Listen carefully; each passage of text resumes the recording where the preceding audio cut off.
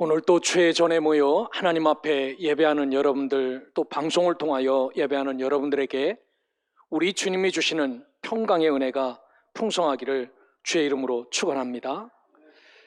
우리나라 24절기 중 14번째 절기인 처서가 지났습니다. 이 처서는 1년 중 늦 여름 더위가 물러가는 절기라고 합니다. 그래서 일교차가 커지는 시기라고 합니다. 한 주간도 주 안에서 평안하셨을 줄 믿습니다.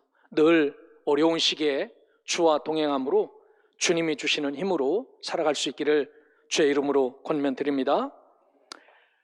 오늘 성경에 나오는 바나바와 바울은 예수 그리스도의 명을 따라 소아시아 지역에 그동안 한 번도 해보지 않았던 처음으로 복음을 전하는 일을 실시했습니다.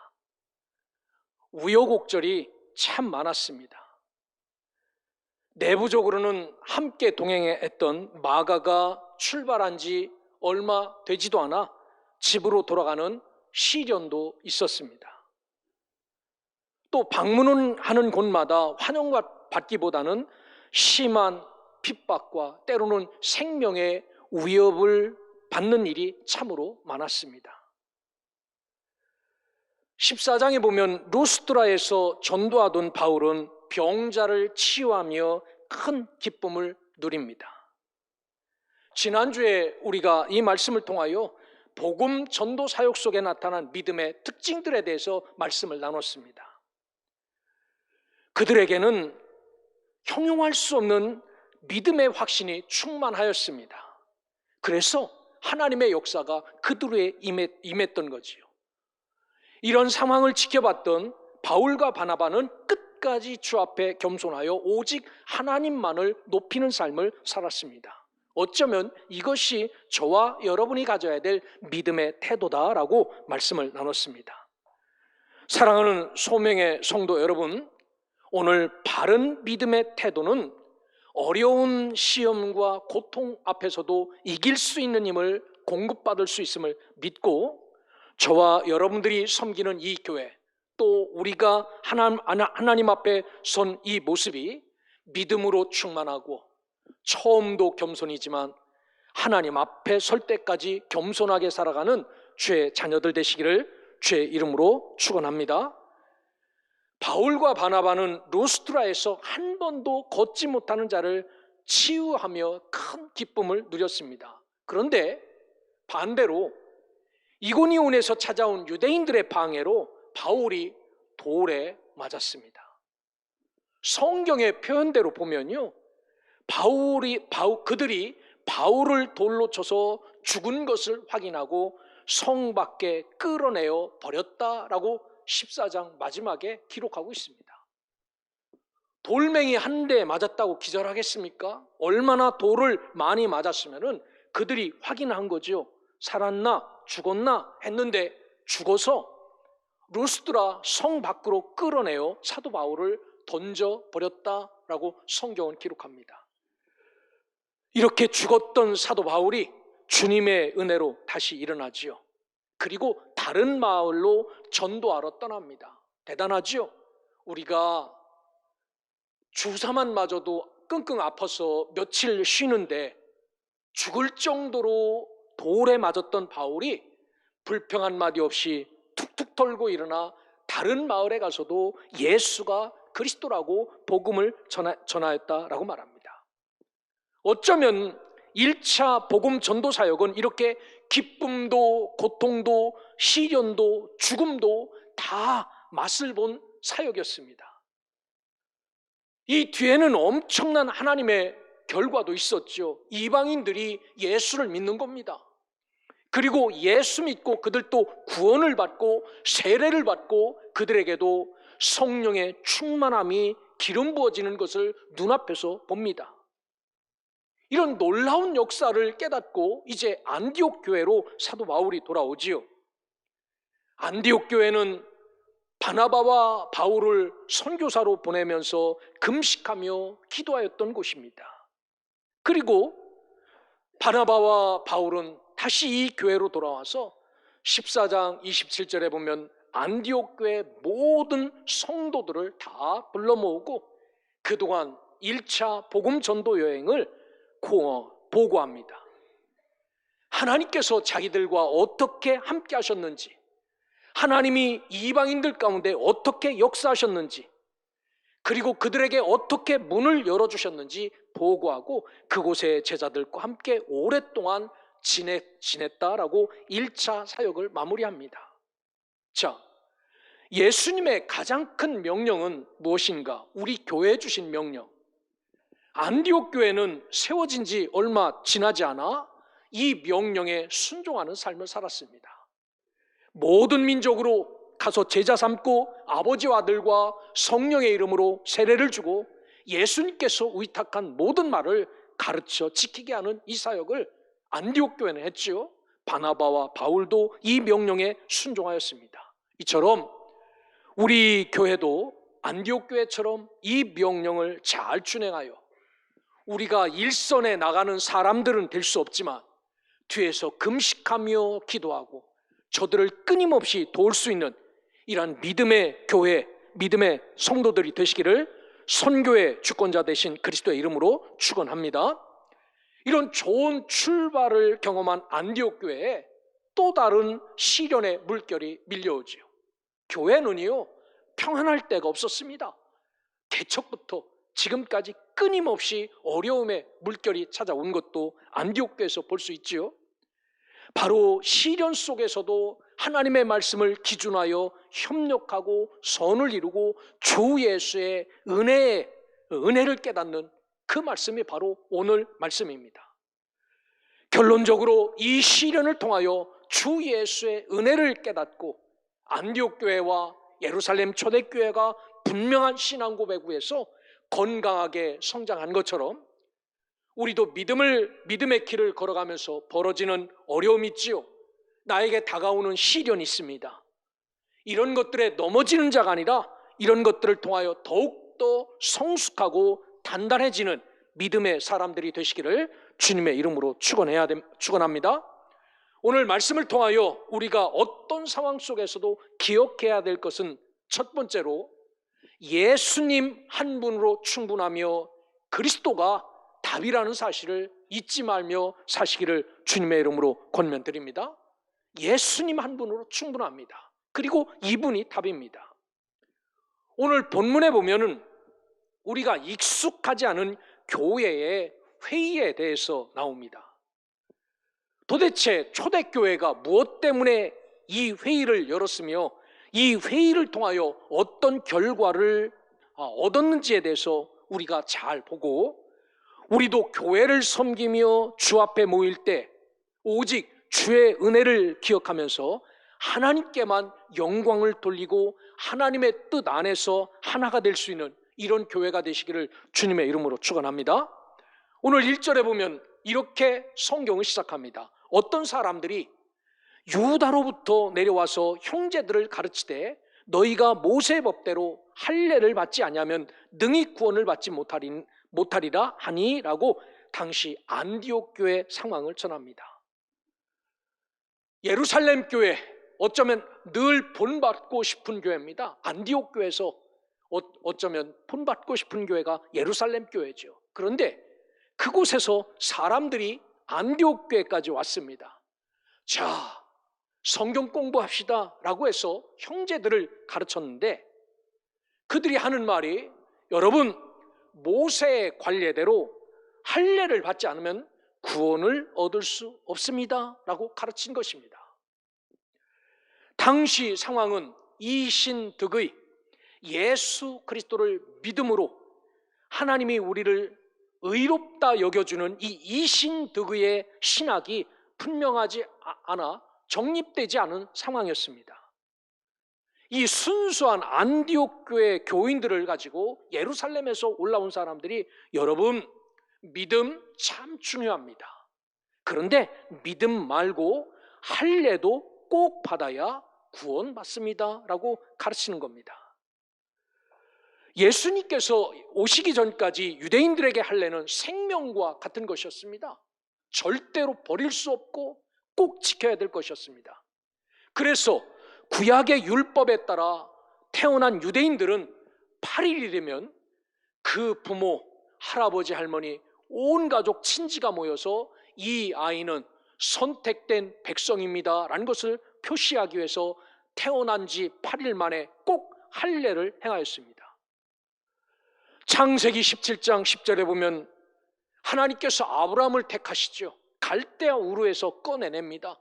그리고 그 징표로 지금부터 택한 나의 백성들은 할례를 받을 것이다 라고 해서 할례가 시작돼요.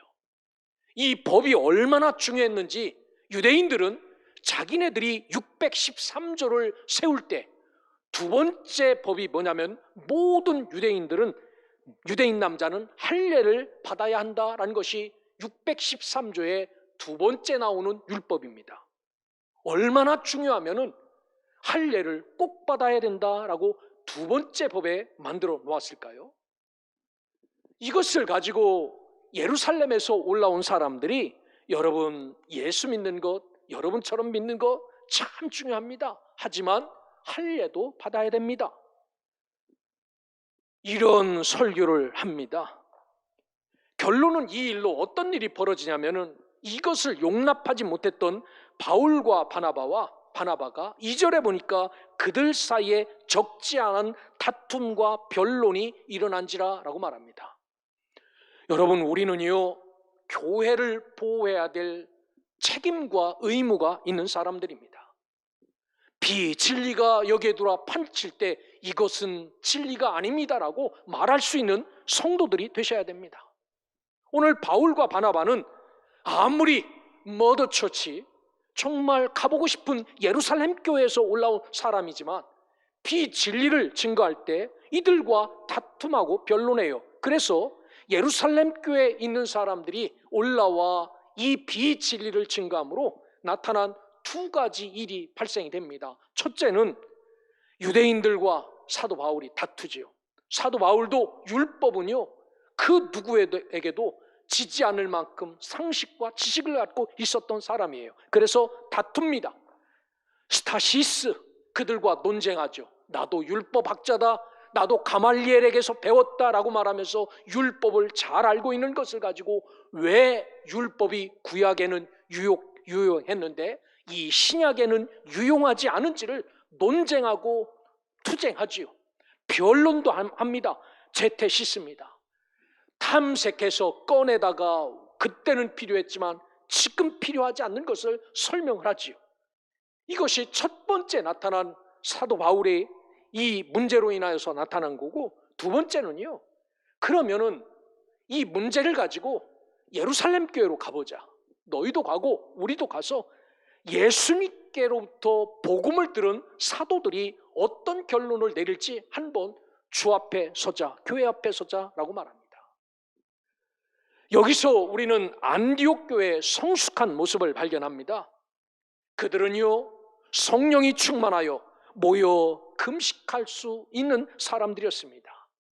그리고 예루살렘 교회를 보면서 늘 간절한 마음이 있었죠. 그들이 힘들고 어렵고 먹을 것이 없다고 하면요 늘 헌금을 해서 그들에게 보내주기도 했던 교회였습니다. 그런데 지금까지 우리는 아우고 저들은 형님이라 형님처럼 섬겼는데 그들이 와서 고작 한다는 것이 비진리를 증거하니 얼마나 답답하겠습니까? 이 정도 되면 이제 우리 끝이다.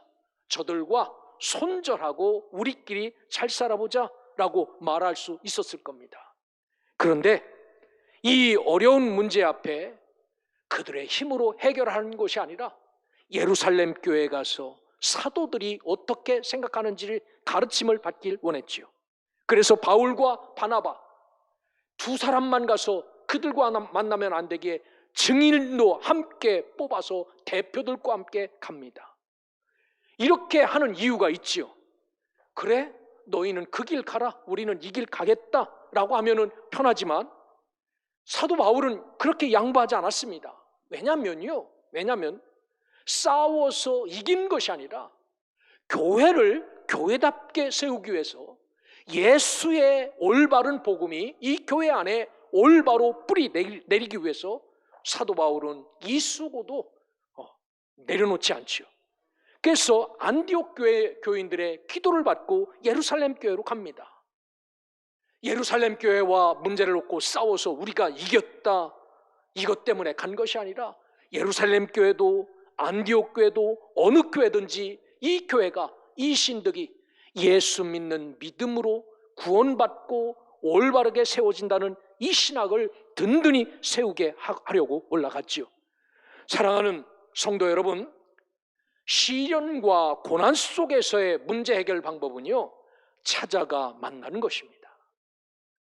하나님에게 여러분 시련 앞에 서 있습니까? 시험 앞에 하나님이 여러분을 놓고 테스트하면요, 사람 찾아가는 것이 아니라 성전에 나와 하나님 앞에 엎드리시길 바랍니다. 하나님, 나를 연단하시는 이유가 무엇입니까? 라고 물으시길 바랍니다. 혹여 사람들과 사이에서 오해가 생겨 어려움을 겪고 있는 분이 있다면요, 세상 소리 듣지 마시길 바랍니다. 세상에는요, 너무나도 검증되지 않는 별의별 소문들이 충만해요. 책임도 못 질 말을 툭툭 내뱉는 것이 세상입니다. 이런 세상의 소리 듣지 말고요, 오해가 있는 분들은 직접 찾아가서 그분의 말을 듣는 겁니다. 내가 이런 말 했습니까? 안 했습니까? 시시비비를 가리는 거지요. 그래서 사람 소리 듣지 말고 직접 찾아가는 거지요. 이게 예수님이 원하시는 방법이고 성경적인 삶임을 기억하고, 저와 여러분들이 문제가 생기면, 하나님과 문제가 생겨도 주를 찾고 사람과의 문제가 생겨도 사람을 찾아서 잘 어려움 없이 풀어갈 수 있는 믿음의 사람들 되시기를 주의 이름으로 축원합니다. 6절에 보면 사도와 장로들이 이 일을 논의하러 모였다라고 말합니다. 적어도 초대교회가 할례에 관한 문제로 회의가 소집이 된 겁니다. 우리가 알고 있는 회의는요, 은혜스럽거나 유익하다고 느끼는 회의가 없습니다. 여의도에 있는 국회 은혜스럽습니까? 여러분 마음에 만족하게 회의해 주시나요? 그렇지 않습니다. 종종 교회에서 열리는 회의도 마찬가지입니다. 회의는 대개 무언가 결정하기 위해서 모이지요. 그러기에 이해관계에 따라 소란스럽습니다. 나에게 초점이 맞춰져 있죠. 내가 이 회의를 통하여 손해보면요, 되게 소란스럽습니다. 나에게 유익이 되면요, 세상 어떻든지 박수를 치며 좋아합니다. 이게 회의입니다. 그런데 오늘 예루살렘 교회의 회의는 어떤가? 7절에 보면 많은 변론이 있은 후에라고 말합니다. 이 문제를 놓고 얼마나 많은 변론, 제테시스, 성경이 뭐라고 말하는지 탐색도 해보고, 성경이 이 할례를 어떻게 말하는지 조사도 해보고 토론했는데 그게 아주 굉장히 길었던 것 같습니다. 그리고 이 긴 시간 뒤에 서로의 주장이 굽혀지지 않지요. 그래도 할례를 받아야 됩니다. 이게 필요하지 않았다면 왜 하나님께서 지금까지 이것을 하라고 했겠습니까? 그런데 당장 예수가 왔다고 이것을 포기합니까? 아닙니다. 믿는 것 좋습니다. 믿는 것 플러스 할례를 받으면 더 좋겠지요? 라고 주장을 하는 겁니다. 그런데 예수 진짜 잘 알고 믿는 사람은 아닙니다. 그것은 우리의 의미입니다. 그거 받았다고 주 앞에 섭니까? 아닙니다. 형식입니다. 오직 그분을 믿는 믿음 하나면 족합니다. 라고 의견이 분분했죠. 이때 베드로가 이 전쟁의 끝을 냅니다. 본문 11절에 보면 그러나 우리는 그들이 우리와 동일하게 주 예수의 은혜로 구원받은 줄을 믿노라 하니라 라고 정리합니다. 이 이야기를 했더니 12절에 온 무리가 가만히 있어 입 꾹 다물었다 라고 말합니다. 베드로가 뭐라고 말합니까? 여러분, 그들이 예수 믿은 것은 할례 때문이 아니라 하나님의 은혜로 그렇게 된 것이기에 오늘 우리도 하나님의 은혜로 주 앞에 있는 것처럼 하나님의 은혜, 그분의 믿음 하나면 충분합니다 라고 정리한 겁니다. 오늘 우리에게도 이런 믿음이 넘치기를 주의 이름으로 축원합니다. 베드로는 예루살렘 교회의 중요한 지도자이기 전에 예수의 은혜를 깊이 깨달은 사람입니다. 갈릴리 호수 물에 빠져들어갈 때 예수님께서 그의 손을 붙잡으며 일으키신 말이 있지요. 이야, 너 믿음이 왜 이렇게 적으냐? 너 왜 이 일에 의심했느냐? 라고 말합니다. 이분 한 분이면 물도 육지처럼 걸어갈 수 있는 것, 이것을 왜 의심했느냐? 베드로가 걸어오라고 그래서 걸어갔지요. 맨 땅인 줄 알고 걸어갔는데 주위를 둘러보니까 맨 땅이 아니라 물을 걷고 있는 겁니다. 이때부터 아차, 내가 맨 땅이 아니라 물을 걷고 있구나 라고 할 때 빠져 들어갔지요. 아마 맨 땅처럼 줄을 보고 걸어갔다면 잘 걸어갈 수 있겠지요. 그래서 된통 혼난 게 뭡니까? 믿음 없음을 예수님으로부터 혼났습니다. 예수님을 모른다고 3번씩이나 부인했을 때도 그런 베드로를 툭툭 털어서 일으켜 세워 초대교회의 지도자로 세워준 것, 전적인 예수의 은혜임을 베드로는 잘 깨닫고 있었지요. 여러분, 오늘 저와 여러분들도 마찬가지입니다. 주 예수의 은혜로 여기에 있음을 믿고 이 믿음 하나가 우리 되게 함을 기억하고 이 믿음 잃지 않고 살아갈 수 있기를 주의 이름으로 축원합니다.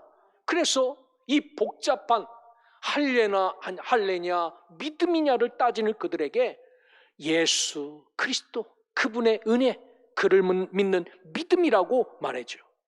그래서 베드로전서 1장 19절에 이렇게 말합니다. 오직 흠 없고 점 없는 어린 양 그리스도 보배로운 피로 우리가 이렇게 되었다라고 말해요. 구원받았다라고 원리를 선언합니다. 코로나로 어려운 요즘 우리의 마음과 생각을 복잡하게 하는 문제들이 너무나도 많습니다. 그러나 이런 어려운 상황 가운데서도 잊지 말아야 할 말씀이 있다면 주 예수의 은혜로 구원받은 것, 이것을 조금도 흔들림 없이 믿을 수 있는 여러분들 되시기를 주의 이름으로 축원합니다. 그리고 이분만이 해답임을 믿고 살아갈 수 있기를 주의 이름으로 축원합니다. 지금의 시련이 너무나도 힘겹고 어렵다 할지라도 이 원칙은 반드시 붙잡고 가야 될 그러한 것이다 라는 사실을 기억하고 이 원칙 붙잡고 우리에게 다가오는 시련도 고난도 고통도 이기며 살아가는 소명의 성도들 되시기를 주의 이름으로 축원합니다. 두 번째로는 오늘 말씀을 통하여 우리가 예수님 한 분으로 충분하다는 사실, 그분이 답이라는 사실을 반드시 기억하고 살아야 되지만, 두 번째는 구별은 하지만 차별은 하지 않는 말씀을 기억하며 살아야 됩니다. 살면서 차별 당해 보신 적 있습니까? 똑같이 밥을 줘요. 그런데 내 밥그릇은 절반도 안 돼. 늘 이렇게 주는 겁니다. 말도 못하죠. 왜 나는 반 그릇 주냐고? 그런데 만날 때마다 반 그릇 줘요. 이런 차별. 중국에 살 때 차별은 외국인은 입장료가 값이 다릅니다. 외국인 입장료하고 내국인 입장료하고. 이게 참 속상했어요. 우리는 만지는 게 손이 4개라 더 다는 것도 아니고 눈에서 막 레이저가 나와서 구경할 때 그게 다로 없어지는 것도 아닌데 왜 외국 사람만 문표, 먼표, 입장료를 2배로 받는지 모르는데 지금은 이제 정상이 됐는데 그때마다 느끼는 감정은 이렇게 차별당하느니 빨리 고향 가서 살아야 되겠다라는 말 했어요. 여러분, 예를 들어 오늘 교회를 들어오는데 여기가 구원의 자리인데 여러분은 이방인이기 때문에 구원받으려면 값도 비쌉니다. 여러분은 이방인이기 때문에 의롭게 되기 위해서 시간도 오래 걸립니다. 내장 하나하나 꺼내서 더러운 죄악 다 닦으려면 시간도 오래 걸립니다. 뿐만 아니라 구원받기 위해서 시험을 쳐서 합격해야 구원을 받을 수 있습니다. 그런데 이스라엘 사람은 오케이. 이런 예수 믿으시겠습니까? 차별하는 예수. 너는 안 되고 저들은 되고. 여러분, 세상에는 불공평이 참 많죠. 근데 하나님은 공평하시다는 사실을 잊지 않고 살아갈 수 있기를 주의 이름으로 축원합니다. 한국에 들어와서 얼마 지나지 않아 영화를 본 게 있어요. 지금도 잊혀지지 않습니다. 히든 피겨스라는 영화입니다. 히든, 감춰졌다는 거지요. 피겨스, 모습이나 인물을 뜻하는 겁니다. 그러니까 까놓기, 까발리기, 조금 찝찝한 모습, 인물이란 뜻입니다. 미국 영화입니다. 실화를 바탕으로 제작된 거예요. 참 가슴 아팠습니다. 그런데 나중에는 가슴이 뜨거웠습니다. 등장 인물들은요, 흑인 여성 3명이에요. 흑인 여성 3명인데 이분들은 다 천재입니다. 천재. 수학 천재, 공학 천재, 천재예요. 얼마나 이분들이 똑똑했으면요, 미국 항공우주국 나사에서 이분들을 채용한 겁니다. 지금으로부터 이게 50년, 그러니까 아폴로 11호 쏘기 전이니까요. 50년대 초반이니까 대단한 거지요. 그러니까 지금 70년 전입니다. 이분들이 그렇게 나라가 부름받아서 그때 당시 수학 천재, 지금처럼 GPS가 없을 때 계산해서 어떻게 날아가야 어떻게 되는 거 계산하는 거 다 이분들이 한 겁니다. 그런데 문제는 이분들이 회의에 참석할 수 없는 겁니다. 그 훌륭한 공학도들인데 회의에 참석 못해요. 어떻게 합니까? 뿐만 아니라 백인들이 쓰는 화장실에 흑인들은 갈 수도 없어요. 오줌 마렵고 똥 마려우면요, 자기들만 쓰는 데 가야 돼요. 백인 식당 가서 사용할 수 없습니다. 심지어 그 눈앞에 보이는 커피포트가 있어서 따라서 마셔도 되는데 백인들이 먹는 커피포트를 못 달고 쭉 가서 자기네들 한 800m 떨어지고 1km 떨어져 있는 데 갑니다. 70년 전에 미 항공우주국 최초의 우주궤도 비행 프로젝트에 선발된 사람들인데 이런 차별을 받았어요. 그들 포스트에 보면은 그 팜플렛에 보면 이렇게 적혀 있습니다. 천재성에는 인종이 없고 누구든지 천재가 될 수 있다는 이야기입니다. 강인함에는 남녀가 없으며 용기에는 한계가 없다라고 해요. 이분들이 이 차별을 하나하나 깨부숩니다.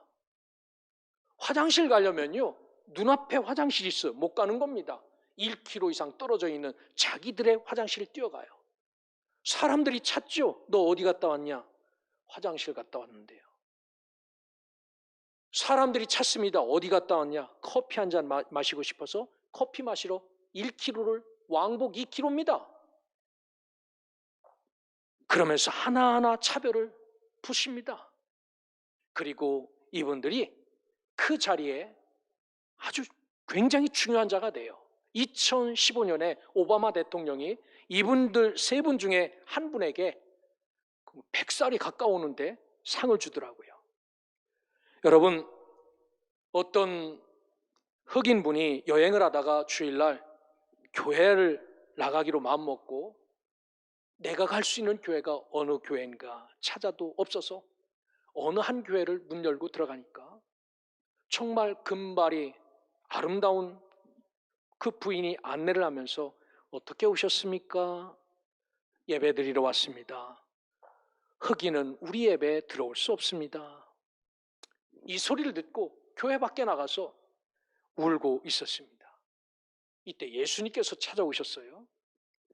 얘야 너무 마음 아파하지 마라.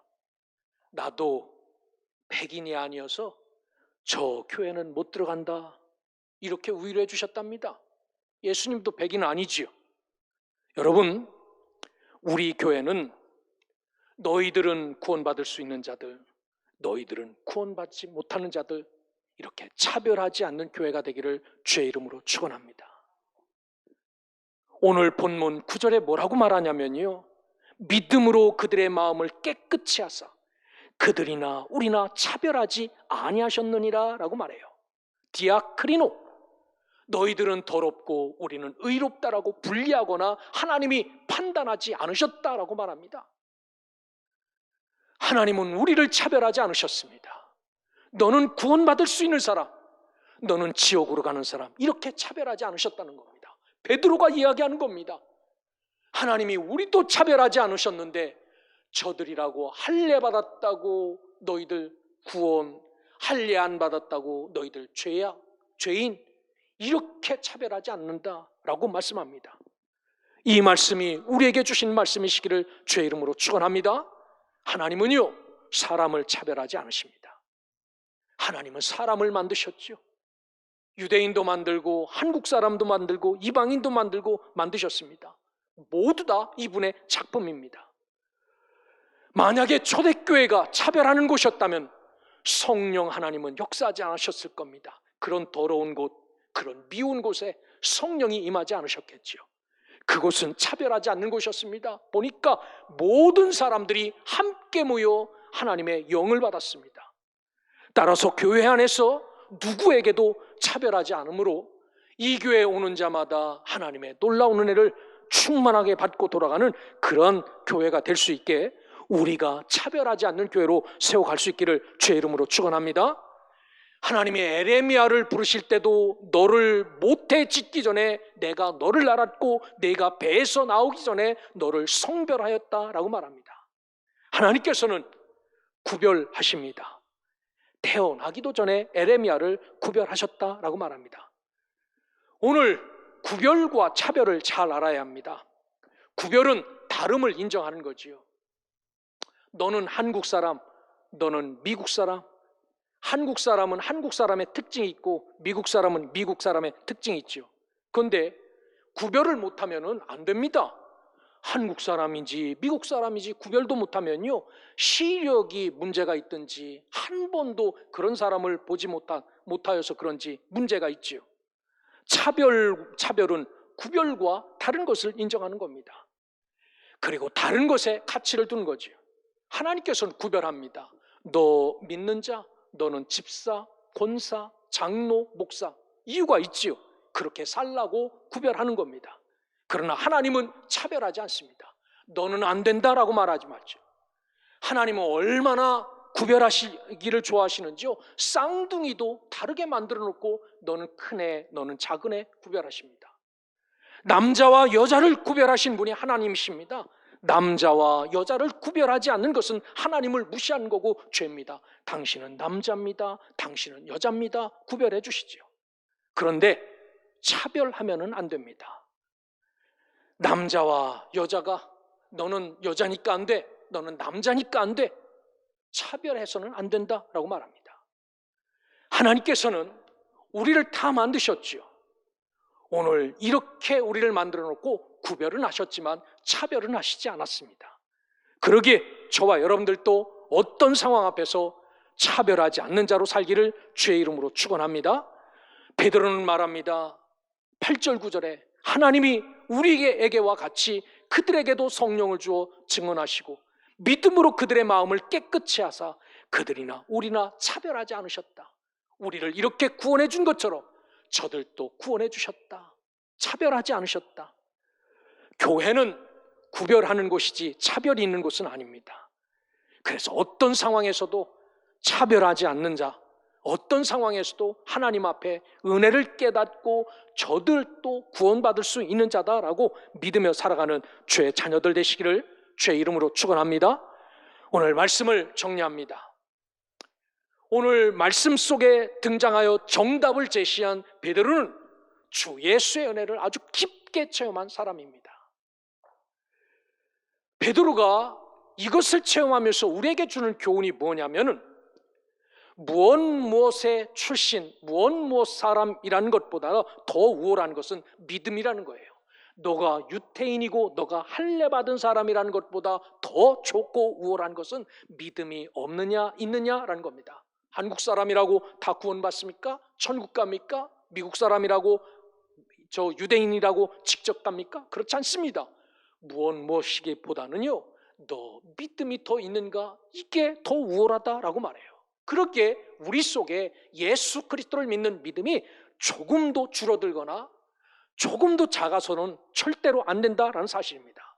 뿐만 아니라 유대인은 할례라는 행위로 하나님 앞에 의롭다라고 생각하고 살았는데 우리의 행동보다 하나님의 은혜가 더 우월하다라고 말해요. 할례 받은 게 뭡니까? 그 표피 자른 게 뭡니까?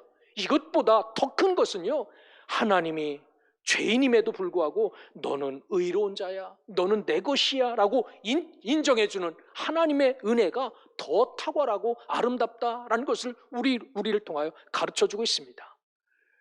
안디옥 교회와 예루살렘 교회는요, 외부적인 고통보다는 내부적인 문제로 아파하고 있는 것을 볼 수 있습니다. 보통 교회가 다 그래요.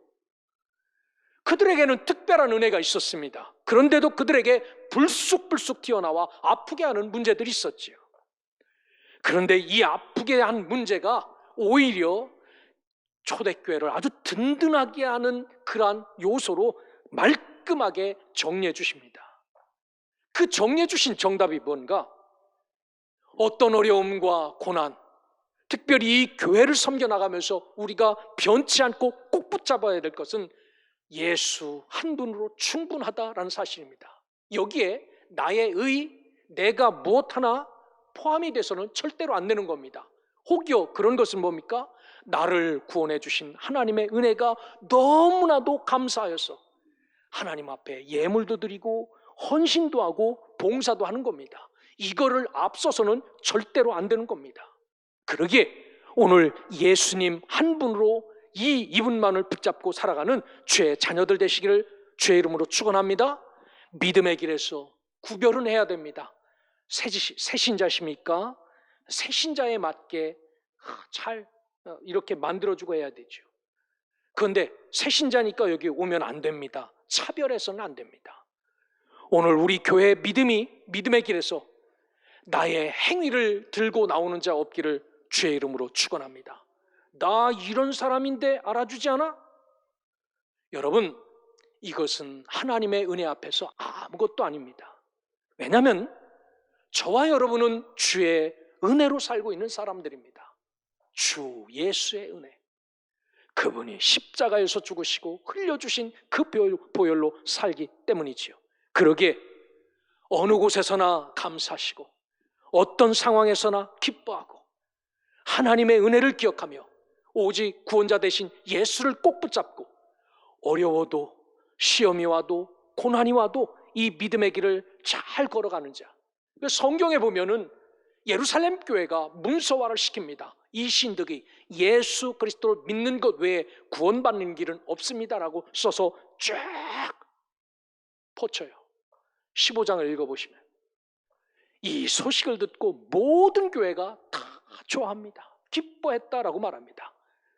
오늘 이 구원의 진리를 갖고 우리도 감사하며 기뻐하며 살아가는 예수의 자녀들이 되시기를 주의 이름으로 축원합니다.